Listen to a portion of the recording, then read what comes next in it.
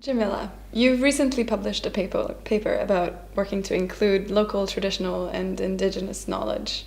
Now, when we talk about that type of knowledge, who do we talk about? So we're talking about people who have a particular knowledge about a local place or a particular relationship to a specific landscape. Often in the case of the Intergovernmental Panel on Biodiversity and Ecosystem Services, this is a place where we wish to conserve an aspect of that landscape. The reason we use local, traditional, and indigenous is because it's almost always local knowledge, and it's very often traditional. But one of the challenges with the word traditional is that it's quite difficult to understand where do traditions begin and where do traditions end. And then indigenous knowledge is, of course, something held by indigenous peoples, but we use all three to not exclude those people who have local traditional knowledge but are not necessarily classified or indigenous. Mm-hmm. And in the paper, you outline 3 steps for including the knowledge and processes. And what are those 3 steps? Yeah, so these 3 steps may seem quite obvious. But one of the challenges is actually that local, traditional, or indigenous knowledge has not been incorporated into a lot of the global environmental decision-making processes that are going on. So IPBES has a real opportunity here to include this type of knowledge.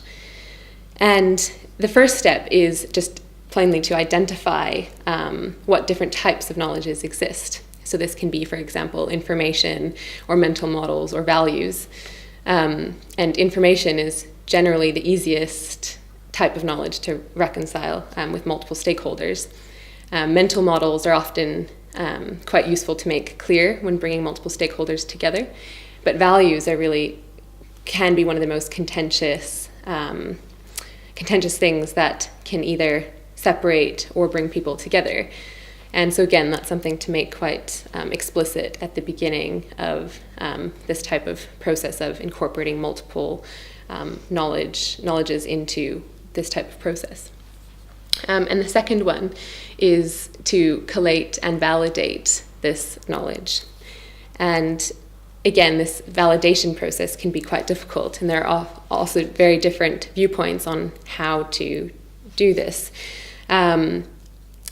Actually, this paper also started because we had a discussion about validation.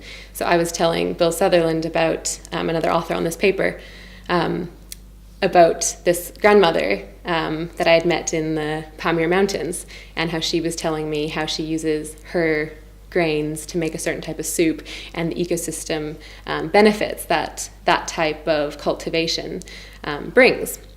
And Bill was questioning me on, but how do we know that her knowledge is valid? How do we know that it's right?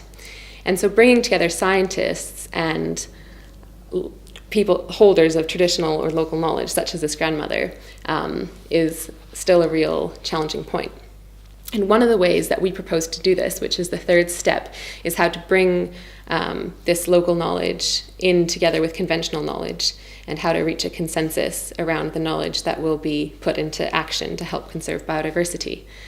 And the way that we propose to do this is through a formal consensus method called the Delphi technique, which is a technique in which stakeholders can first come out with their open-ended ideas and statements, and then that's consolidated into a multiple choice type questionnaire, and then all the different stakeholders can vote on that together.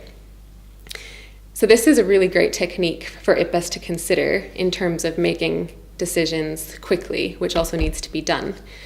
One of the challenges that remain is that often the holders of this knowledge may not even be aware that their knowledge is valuable.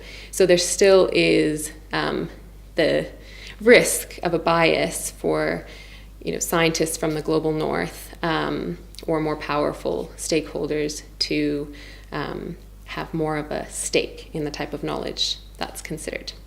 But these first 3 steps are one way that we hope that multiple knowledges and lines of evidence can be incorporated.